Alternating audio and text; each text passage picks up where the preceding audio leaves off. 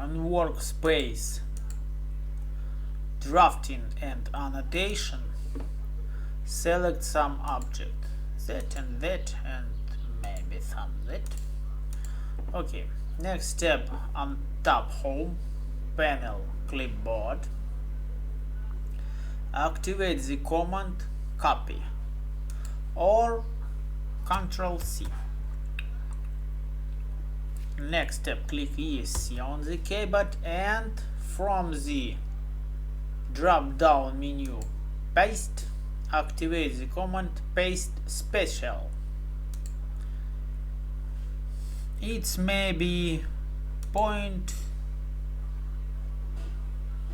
and click OK on dialog window, special paste.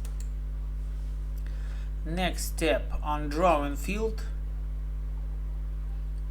specify insertion point, and we have our special paste.